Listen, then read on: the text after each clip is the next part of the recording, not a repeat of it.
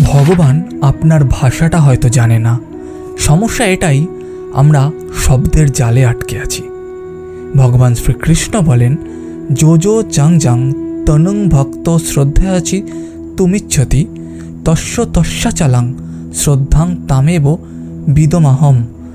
যখন একটি ছোট্ট বাচ্চা কাঁদে না, তখন সে কিন্তু কোনো গ্রামার জানে না, কিন্তু তার মা ঠিক বুঝে যায় তার অসুবিধাটা কোথায়।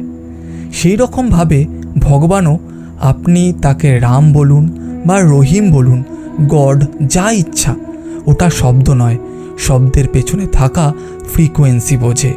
আপনি যখন নাস্তিক হন, তাতেও পুরোপুরি সৎ থাকুন, কাউকে দেখে বা কুল দেখানোর জন্য নয়।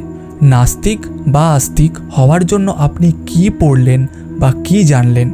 লড়াই কখনো ভগবানকে নিয়ে ছিলই না, লড়াই তো ছিল আমাদের ভেতরে থাকা ইগোকে নিয়ে।